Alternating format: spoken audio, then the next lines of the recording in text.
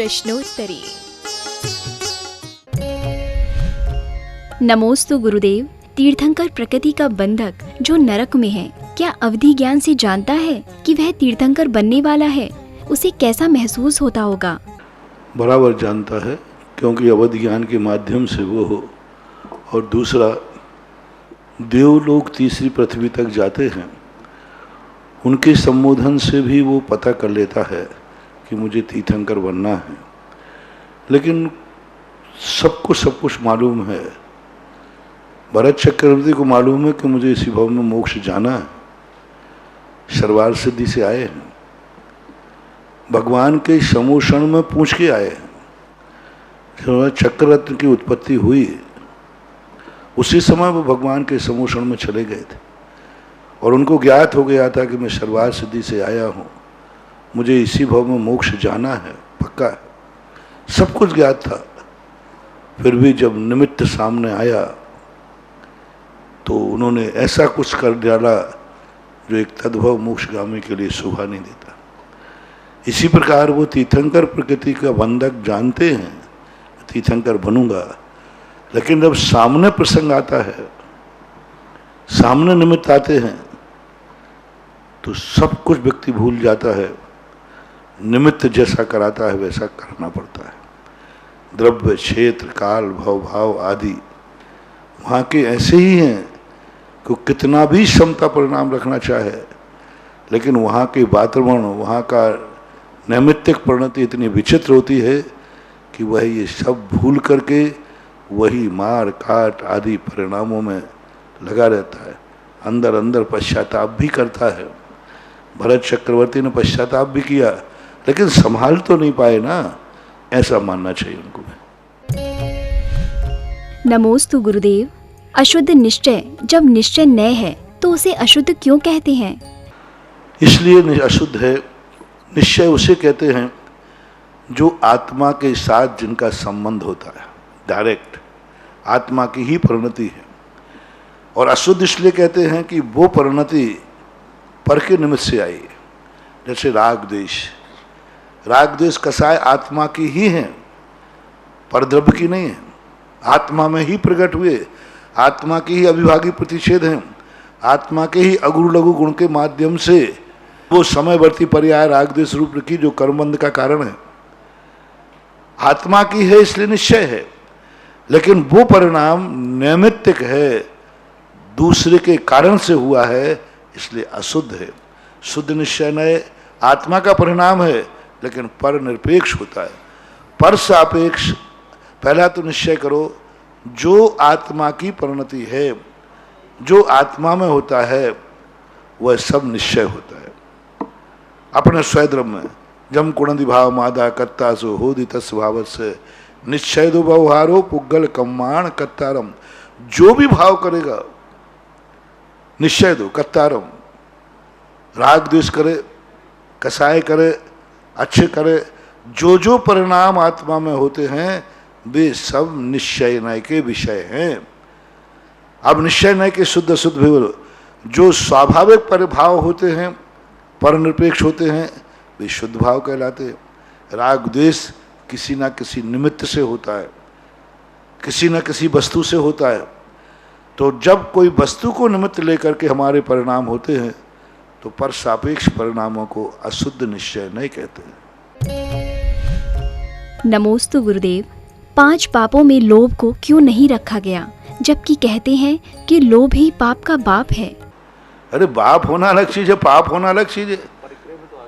हाँ, परिक्रय में देखिए, पाप बाप होना अलग चीज है, पाप होना अलग चीज है। वो पाप का कारण है। लोभ स्वयं पाप रूप नहीं है, लेकिन लोभ पाप कराता है। लोभ पाप कराता है। कोई भी वस्तु है, सामने वस्तु पड़ी है, सोने की गिन्नी है। अब सोने की गिन्नी पड़ी है सामने, वो पाप नहीं है, वो तो सोना है, वस्तु है। लेकिन उसके निमित्त को देख करके जो मूर्छा भाव आया वो पाप होता है। इसलिए लोभ कसाय अपने आप में स्वयं पाप रूप नहीं है। जो कसाय पाप रूप है तो क्रोध भी है, मान भी है, माया भी, लोभ भी है। लेकिन लोभ कसाय 5 पापों को कराने में कारण है। लोभ के कारण व्यक्ति हिंसा करता है, झूठ बोलता है, चोरी करता है, तो वहाँ कारण रूप में प्रस्तुत किया गया है। लोभ को कारण रूप में प्रस्तुत किया। बिना लोभ के व्यक्ति पाप नहीं कर सकता। इसलिए कारण मानना और कार्य मानना 5 पाप कार्य हैं। लोभ आदि कसाएं कारण हैं। जैसे पुत्र और बाप दोनों एक नहीं हो सकते, लेकिन पिता के बिना पुत्र की उत्पत्ति नहीं हो सकती। बड़ा कौन है? पिता, क्योंकि उसके बिना पुत्र की उत्पत्ति नहीं हो सकती। इसी प्रकार ये जो 5 पाप हैं, ये लोभ कसाय के बिना नहीं हो सकते। जब तक लोभ कसाय भाव नहीं जागेगा, उसके अंदर पाप का भाव आएगा नहीं। इसलिए वहाँ लोभ कारण रूप में प्रस्तुत की गई है, इसलिए उसको पाप में नहीं रखा गया। कारण अलग चीज है, कार्य अलग चीज है। नमोस्तु गुरुदेव। सामायिक में आवर्त करने पर हाथ किस दिशा में जाना चाहिए, इसका क्या महत्व है? अपने आप में जैसे अपन परिक्रमा लगाते हैं, तो परिक्रमा के रूप में यूँ हाथ घुमा देते हैं, तो परिक्रमा के रूप में उसका अर्थ होता है सब तरफ से, असमन्तात परि, चारों तरफ से मैं हाथ घुमा रहा हूँ। मन से, वचन से, काय से, कृत कार्य अनुमोदना से, द्रव्य गुण पर्यायों से, सब तरफ से प्रभु मैं तुम्हें नमस्कार करता हूँ। पूर्व दिशा में जितने भी आवृत का अर्थ है, इस दिशा में जितने भी केवली भगवान, पंच परमेष्ठी भगवान, जिन धर्म, जिनागम, जिन चैत्यालय हैं, उनको मैं सब तरफ से नमस्कार करता हूँ। मन वचन काय भी आएगा, द्रव्य गुण पर्याय भी आएंगे, सब तरफ से। आरती क्यों घुमाते हैं? आरती घुमाने का अर्थ भी क्या है? यही है कि हे भगवान, मैं कोई एक गुण नहीं चाहता हूँ, आपके अंदर जितने गुण हैं, संपूर्ण गुणों से मैं अनुरागित हूँ, संपूर्ण गुणों को लिए मैं चाहता हूँ। इसलिए घुमाने की जो परंपरा है, ऐसे हम लोग भी पीछे को घुमाते हैं, भगवान की वंदना करते हैं, तो हम लोग आरती तो ले नहीं सकते, हम लोग पीछे घुमा करके भगवान की वंदना करते हैं, आवृत भी हम लोग भी करते हैं। तो ये घुमाने का अर्थ बहुत बड़ा रीजन है। ये सब तरफ से अपना समर्पण दिखाना है कि मेरे इसके अलावा कुछ नहीं, भगवान आप ही सब कुछ, सब तरफ से मैं आपको नमोस्तु करता हूँ, आपकी वंदना करता हूँ। नमोस्तु गुरुदेव। पुष्पदंत भगवान से लेकर धर्मनाथ भगवान तक धर्म का विच्छेद रहा। इस बीच असंख्य महाराज एवं मुनि मोक्ष भी गए। उस समय श्रावक भी होंगे, फिर धर्म का विच्छेद कैसे रहा? तो यहाँ से मोक्ष गए, यहाँ से मोक्ष नहीं गए, यहाँ से तो नहीं जा सकते। जिस समय धर्म का विच्छेद था, उस काल में कभी भी मुनिराज मोक्ष नहीं गए। जो अपने सम्मित शिखर की वंदनाओं में लिखा है, वो उतने काल का लिखा है जिस समय लोप नहीं हुआ था। जैसे मान लो सुबोधिनाथ भगवान है, शीतलनाथ भगवान, तो एकदम लोप नहीं हो गया। सुबोधिनाथ भगवान थे तब तो था, उसके बहुत वर्षों तक, लाखों वर्षों तक चला, लाखों वर्षों तक चला सुबोधिनाथ के समय काल। और फिर नहीं, फिर शीतलनाथ तो कई लाखों के बाद आए। मान लीजिए समझने के लिए, सुबोधिनाथ और शीतलनाथ भगवान का काल, अभी फिक्स काल देख लेना, 10 लाख वर्ष का अंतराल है। तो 10 लाख अंतराल में 2 लाख 3 लाख तो धर्म चला, बाद में 5-6 लाख में खत्म हो गया। तो ऐसा नहीं कि भगवान के मोक्ष जाते तुरंत खत्म हो गया। जब तक उनका धर्मकाल चला, एकदम कोई धर्म खत्म नहीं होता। सुबोधिनाथ के बाद लाखों वर्षों तक धर्म चला, लेकिन वो शीतलनाथ भगवान तक नहीं चल पाया। उसके बीच में विच्छेद को प्राप्त हो गया, उस काल में मोक्ष चले जाते हैं। नमोस्तु गुरुदेव। मारीच ने जो 363 मिथ्या मत चलाए, वो उत्स्प्रीणी काल में भी चलेंगे क्या? जैसे ही पंचम काल का अंत होगा, 3 वर्ष 8 महीने 15 दिन जब इस पंचम काल के शेष रहेंगे, उसके पहले ही सब 363 मत पूर्णतः खत्म हो जाएंगे। आगे उस सर्पणी काल जो आएगा, असंख्यात 24 काल तक अब ये 363 मत की कोई चर्चा भी नहीं करने वाला होगा, कोई अनायतन नहीं होंगे। आगे बस 18,000 वर्ष तक और है, मुश्किल से 18,000 वर्ष तक। उसके बाद असंख्यात 24 काल तक भी अब कोई गृहीत मिथ्यात या 363 मिथ्या मतों का आविर्भूत नहीं होगा। बस अभी थोड़े काल तक के लिए और नमोस्तु गुरुदेव। क्या श्रावक अपने परिणामों के माध्यम से जान सकता है कि वह मिथ्या दृष्टि है या सम्यक दृष्टि? कर्णानुयोग के सिद्धांत की व्याख्या को नहीं जान सकता, लेकिन चरणानुयोग से जान सकता है। हमारे यहाँ दो परिणति हैं। चरणानुयोग की व्याख्या में जान सकता है कि मेरा सच्चे देव साध गुरु पर पक्का श्रद्धान है। मैं कभी स्वप्न में भी कुदेवों को नमस्कार नहीं करता, कुगुरु को नहीं करता, कुशास्त्र को नहीं करता। मेरे में तीन मूर्ताएं नहीं हैं। मैं गुरु मूर्ता, देव मूर्ता, लोक मूर्ताओं से परे हूँ। तो अपने चरणानुयोग की क्रियाओं को देख करके वो सम्यक दृष्टि कहता है। और हर व्यक्ति को अपने आप को सम्यक दृष्टि, जो जैनी षडावश्यक पालन कर रहे हैं, बहुत अच्छी बात है समझना, जो सच्चे देव साध गुरु पर विश्वास कर रहे हैं, जो जिनवाणी की आज्ञाओं के अनुसार अपने श्रावक व्रत पालन कर रहे हैं, जो षडावश्यक पालन कर रहे हैं, उन सबको अपने आप को सम्यक दृष्टि ही मानना चाहिए। यदि सम्यक दृष्टि नहीं मानेंगे तो तुम चर्या कैसे करोगे? प्रतिमाधारी है, हर प्रतिमाधारी को ये मानना चाहिए मेरा पंचम गुण स्थान है। मुनि महाराज हैं, सब जो अच्छे मुनि चर्या अच्छी पाल रहे हैं, शीतलाचार्य भ्रष्टों की बात नहीं कर रहा हूं। जितने मुनि हैं उन मुनियों को अपने आप को भावलिंगी ही मानना चाहिए। यदि वो अपने आप को सच्चा मुनि नहीं मानेंगे तो फिर क्यों सामायिक करेंगे, क्यों प्रतिक्रमण करेंगे, क्यों भगवान की वंदना करेंगे, क्यों ध्यान करेंगे, क्यों देख के चलेंगे, फिर 28 मूल बढ़ने का भाव क्यों करेंगे? जिस विद्यार्थी को ये पहले ही मालूम हो गया कि मैं फेल होऊंगा ही होऊंगा, निश्चित है, वो क्यों पढ़ेगा? फिर जब निर्णय हो गया कि मैं फेल होऊंगा ही होऊंगा, वो फिर क्यों पढ़ेगा? कौन विद्यार्थी पढ़ता है जिसको ये उम्मीद है कि मैं पास होऊंगा? इसी प्रकार हर मुनि के लिए, जो मुनि महाराज चर्या पालन कर रहे हैं, जिनको मालूम है कि मेरी चर्या आगम के अनुसार है, तो उनको अपने आप को भावलिंगी मानना ही चाहिए। वो भावलिंगी है कि नहीं, ये सर्वज्ञ भगवान का विषय है, ये हमारा ज्ञान का विषय नहीं। हम नहीं कह सकते हैं कि भावलिंगी सर्वज्ञ भगवान है। भावलिंगी हो या द्रव्यलिंगी है, इससे कोई ताल्लुक नहीं है। उसको तो अपने आप को भावलिंगी सच्चा मुनि मानना है, तभी उसके सामायिक में मन लगेगा। उसको मानना है कि मैं पास होऊंगा, तभी पढ़ाई में मन लगेगा। इसी प्रकार जैन श्रावक जो षडावश्यक का पालन करता है, जो भगवान को श्रद्धा रखता है, गुरु को श्रद्धा रखता है, शास्त्रों पर श्रद्धा रखता है, हर जैनी को, ऐसे जैनी को अपने आप को सम्यक दृष्टि ही मानना चाहिए। हाँ, जो नाम का जैनी है, अभिषेक पूजा नहीं करता, स्वाध्याय संयम तप नहीं करता, 6 आवश्यक पालन नहीं करता, देवसाध गुरु के प्रति भी श्रद्धा नहीं है, देवसाध गुरुओं को नहीं मानता, पूजा पाठ को नहीं मानता, पूजा पाठ है, गुरुओं को नहीं मानता, पंचम काल में गुरु नहीं है, वो टाइटल जन, वो नियम से मिथ्या दृष्टि है। कुंद कुंद भगवान ने स्पष्ट कहा, सहज उपन्नम धूरम दंड्रूनम जो न मन्ने मत्सर्य सो संजम पड़िवन्नो मिच्छा हिट्टी हवई जीवो। कौन है मिथ्या दृष्टि?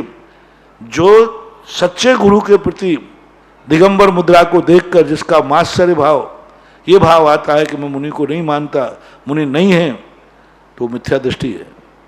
और जो ये मानता है कि पंचम काल में मुनि हैं और मेरा गुरु सच्चा गुरु है, ऐसा जो मानता है, कुंद कुंद भगवान उसको कहते हैं वो अपने आप को सम्यक दृष्टिमान है।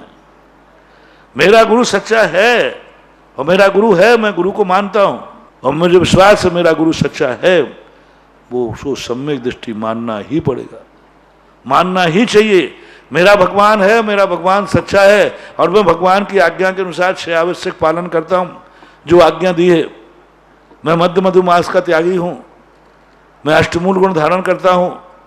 जो जो मेरे गुरु ने कहा, जो जो जिनवाणी ने कहा, मैं अपने पूरी शक्ति प्रमाण, मैं अपनी पूरी शक्ति के बराबर गुरु की आज्ञा मानता हूं। मैं शक्ति के बराबर, शक्ति के अनुसार आगम की आज्ञा मानता हूं।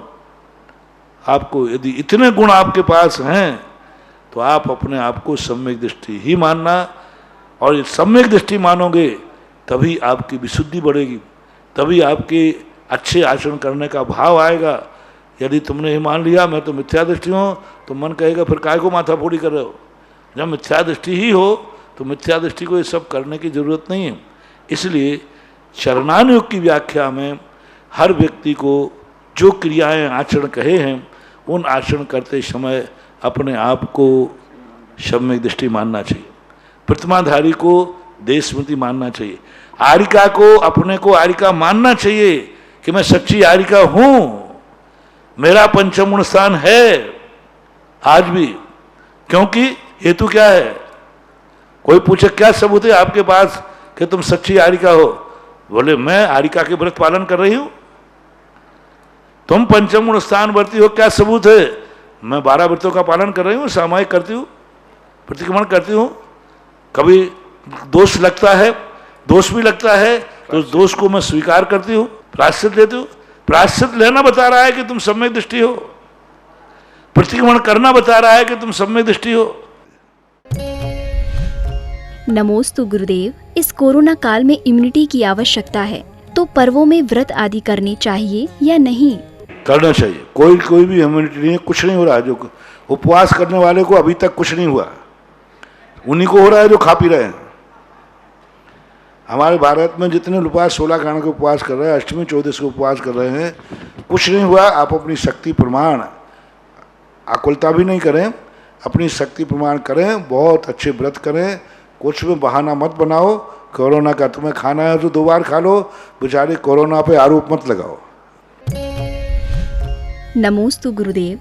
चारित्र मोहनीय कर्म के उदय से संयम धारण करने के भाव नहीं हो रहे, वहीं परिणामों में इतनी विशुद्धता है कि सम्यक दर्शन की स्थिति बन रही है। ये अवस्था कैसे बन सकती है? अब ये तो आपके ऊपर, स्वयं के परिणामों के ऊपर आश्रित है। वातावरण तो जैसा बनना है वैसा बनेगा। पंचम काल का आपकी दृढ़ता चाहिए। निमित्त तुम्हारे अनुसार नहीं चलेंगे। आपको अपने उपादान को इतना मजबूत करना है कि निमित्त तुम्हें प्रभावित न कर पाए। हमेशा संसार में व्यक्ति, हर व्यक्ति अपना प्रभाव देखता है। निमित्त अपना प्रभाव जमा रहा है, उपादान अपना प्रभाव जमा रहा है। अपने उपादान में दृढ़ता है तो निमित्त कुछ नहीं कर पाएगा। नमोस्तु गुरुदेव। किसी की मौत से कभी बहुत बड़ी क्रांति हो जाती है और किसी की मृत देह के साथ विडंबना हो जाती है। क्या मौत के बाद भी कर्मों का असर रहता है? मौत के बाद जो जिंदा रह जाते हैं उनका संबंध है। जो व्यक्ति मर जाता है वो पीछे रहने वाले जिंदा लोगों के कर्म के उदय के कारण ही मरा है। वो अपने कर्मों से तो मरा ही है, लेकिन जो पीछे जिंदा रहे इनके भी तो अशुभ कर्म का उदय है। ये परिवार अनाथ हो गया, बच्चे अनाथ हो गए, पत्नी अनाथ हो गई, माँ अनाथ हो गई, सबको जो अनाथ हो जाते हैं तो इनके भी सबका पाप कर्म का उदय। आप गृहस्थों में सामूहिक पाप कर्म के उदय होते, सामूहिक पुण्य कर्म के उदय होते। अब एक व्यक्ति मरण को प्राप्त हो गया तो उसका तो जो है सो है, लेकिन जो जिंदा हैं उनकी तो जिंदगी बर्बाद हो गई, उनका तो जीवन के ऊपर बहुत बड़ा प्रभाव हो गया। वो तो बच्चे अनाथ हो गए। तो अब इस स्थिति में उन बच्चों का, उन परिवार का भी कर्म का उदय है। कभी कभी परिवार के कर्म के उदय के कारण से भी मूल व्यक्ति को उदीर्णा हो जाती, उनको मरना पड़ता है, अकाल में मर जाते हो। क्योंकि सारे परिवार में ऐसे कर्म का उदय आने वाला है कि वो जिंदा रहेगा तो परिवार को दुख नहीं मिल पाएगा। और कर्म कहता है परिवार को दुख देना है, इस व्यक्ति को हटा दो क्योंकि ये बहुत बड़ा पुण्यात्मा जीव है, ये रहेगा सारा परिवार सुखी रहेगा। और कर्म कहता है मुझे परिवार को दुख देना है क्योंकि इनके अशुभ कर्म का उदय तीव्र आ जाए, निधन काजित, तो उस व्यक्ति को कर्म हटा देता है। तो ऐसा मानना चाहिए। निमित्त नैमित्तिक परिणति होती है। परिवार में तुम एक ही व्यक्ति का दुख बना करके बरी नहीं हो सकते, आप भी उसमें भागीदार हैं, क्योंकि उसके अभाव में आपका जीवन भी प्रभावित हुआ है। यदि प्रभावित हुआ है तो आप भी भागीदार हैं।